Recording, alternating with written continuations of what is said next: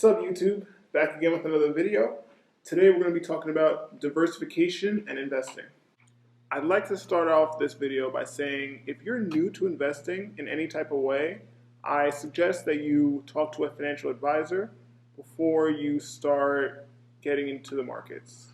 Investing in anything in life is risky and can put you at risk for losing all your capital, especially if you do not know what you're doing.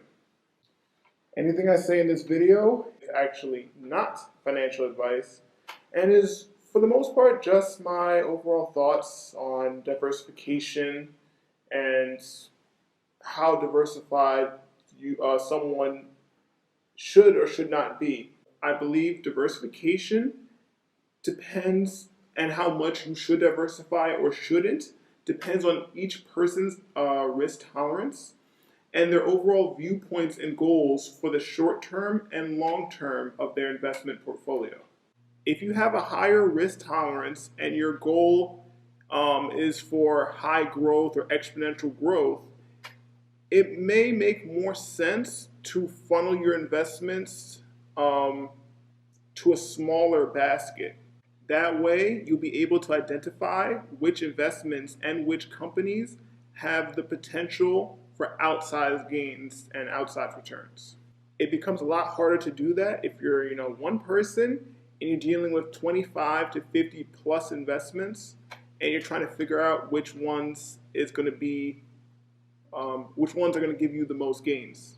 Even if you find a few outsized gains in a heavily diversified portfolio, you won't be able to really reap the benefits of all those gains because your money is spread out into so many different sectors, so many different investments, and you might get a home run in one stock, but if only 1/25 of your investment portfolio is in it, you're not really capitalizing to your fullest potential, let's say.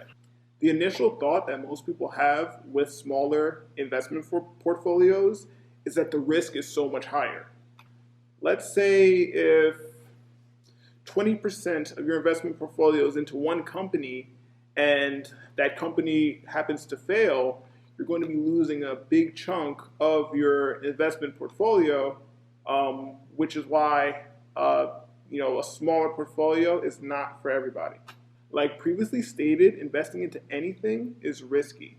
To help minimize that risk in a smaller portfolio, what you're going to have to do, at least in my opinion, is make sure that, let's say if you have 6 investments, you better know, like the back of your hand, what's happening in those 6 investments / companies. The day-to-day, the week-to-week, the month-to-month, the earnings calls. There's so much things you need to make sure you're on point because, you're funneling a lot of your portfolio or, to that particular investment. Now, this is personally how I like to invest because my investment philosophy at this current moment is for looking for undervalued, outsized investment opportunities. My philosophy doesn't have to, and no one's philosophy ever has to stay the same in terms of investing. That may certainly change as my net worth grows, but for now, I'm comfortable with keeping a smaller portfolio. Now, the other way of looking at diversification is not really focusing on maximizing each dollar, but instead, you're dramatically lowering the overall risk with a portfolio full of investments. Let's say you're trying to beat inflation, which on an annual basis is around 2%, and then from there, grow your money incrementally instead of exponentially.